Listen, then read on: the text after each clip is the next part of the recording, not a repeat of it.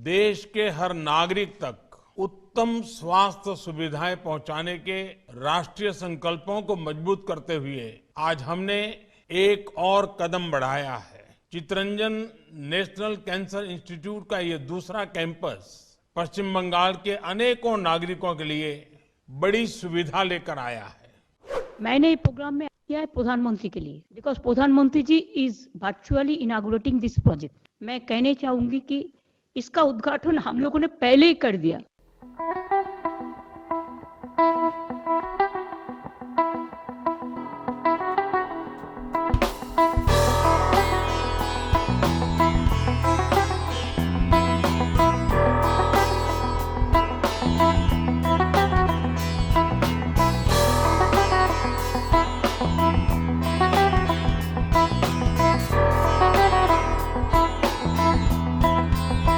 Cancer का कोई answer अभी तक नहीं है, लेकिन तब भी कोशिश करना तो मुश्किल नहीं है।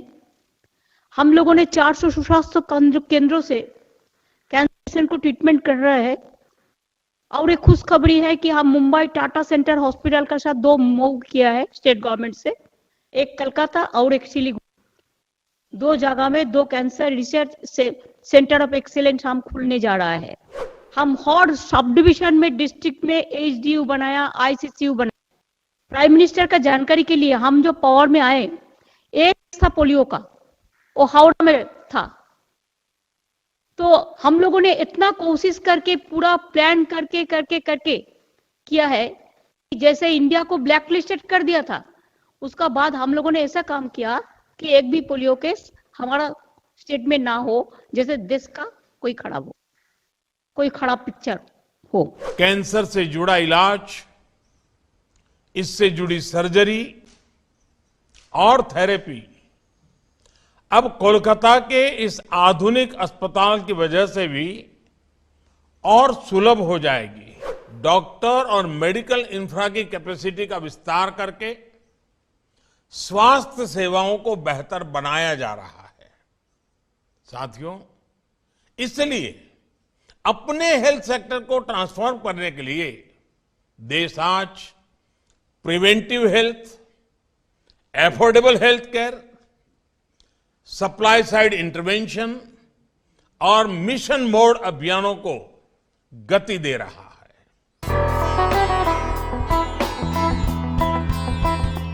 मैं आज इस अवसर पर सभी देशवासियों को बधाई देता हूं।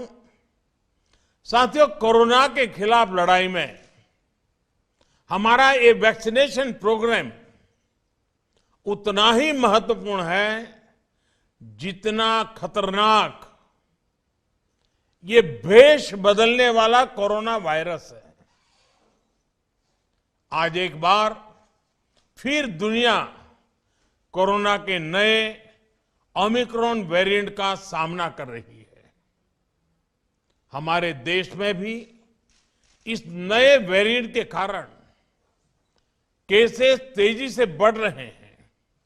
इसलिए 150 करोड़ वैक्सीन डोज का यह सुरक्षा कवच हमारे लिए बहुत महत्वपूर्ण हो जाता है।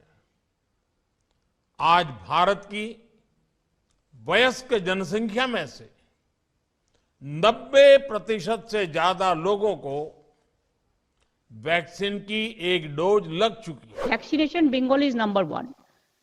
Even no waste, not a single one. Even we have included more and more. We have used this like anything. So, situation it is throughout the country. We are all working together. Health is a state subject, but at the same time, central and state must work together. Covid के लिए sir एक ही बात है, फेटल तो कम है, लेकिन spread ज्यादा हो रहा है। कि बाहर से यूके से जो पहले जो फ्लाइट आया था उसमें ओमिक्रॉन बहुत था। इसी के लिए हम तो बंद नहीं कर सकते हैं, लाइवलीहुड सब मिला के जुला के बैलेंस करने पड़ता है। लेकिन आज ये बात ठीक है कि एक खतरा नहीं है, ये 4-5 दिन में ठीक हो जाता है। Comorbidities is also 1 point something. सो इसमें चिंता करने का जरूरत नहीं है, लेकिन हमको डोज चाहिए आउट। हमारा 40% अभी भी सेकेंड डोज नहीं मिला है। सरकार द्वारा अब तक पश्चिम बंगाल को भी कोरोना वैक्सीन की करीब करीब 11 करोड़ डोज मुफ्त मुहैया कराई जा चुकी है। बंगाल को 1,500 से अधिक वेंटिलेटर, 9,000 से ज्यादा नए ऑक्सीजन सिलेंडर भी दिए गए हैं। 49 पीएसए नए ऑक्सीजन प्लांट्स ने भी काम करना शुरू कर दिया है। ये कोरोना से मुकाबले में पश्चिम बंगाल के लोगों की मदद करेंगे। बहुत सारी चीज है जो हम लोगों ने किया है। हमारा स्वास्थ्य साथी स्कीम भी है, उसमें हम 1 लाख रुपया करके हर आदमी को देता है, हर परिवार को। चाहे government hospital, we are giving free treatment to all, no bed, all the medicine. Even we have started so many fair price medicine center, fair price diagnostic center. The private people are also getting private hospital 40% to 70% the concession in medicine and diagnostic purpose. But hospital, all the government hospital, we are giving free treatment, and instead of that, we are giving 5 lakhs rupees for Swasthya Sathi program without taking any paisa from the people. It is state government is giving totally, and that also we are giving about maybe all the families are covered by this. साथियों, आयुष्मान भारत योजना आज affordable और inclusive health care के मामले में एक global benchmark बन रही है। पीएम जय के तहत देश भर में 2 करोड़ 60 लाख से ज्यादा मरीज अस्पतालों में अपना मुफ्त इलाज करा चुके हैं। आयुष्मान भारत योजना के तहत गांव-गांव में बन रहे हजारों हेल्थ एंड वेलनेस सेंटर इसमें आज बहुत उपयोगी सिद्ध हो रहे हैं। बंगाल में भी ऐसे 5,000 से ज्यादा हेल्थ एंड वेलनेस सेंटर बनाए गए हैं। देश भर में लगभग 15 करोड़ लोगों को ओरल, ब्रेस्ट और सर्वाइकल कैंसर के लिए स्क्रीन किया जा चुका है।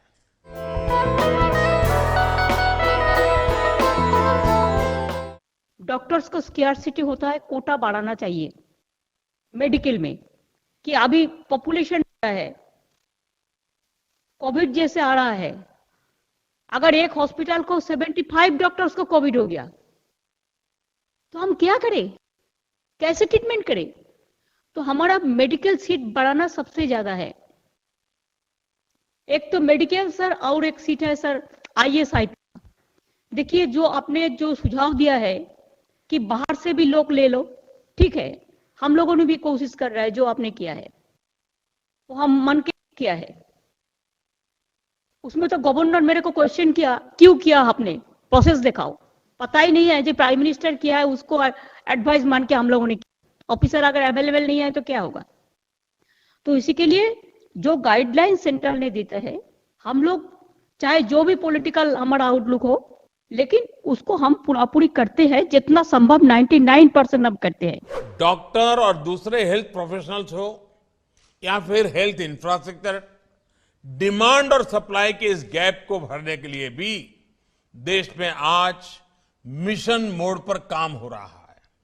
साल 2014 तक देश में अंडर ग्रेजुएट और पोस्ट ग्रेजुएट सीटों की संख्या 90,000 के आसपास थी। पिछले 7 सालों में इनमें 60,000 नई सीटें जोड़ी गई हैं। साल 2014 में हमारे यहां सिर्फ 6 एम्स होते थे। आज देश 22 एम्स के सशक्त नेटवर्क की तरफ बढ़ रहा है। भारत के हर जिले में कम से कम एक मेडिकल कॉलेज जरूर हो, इसके लिए काम किया जा रहा है।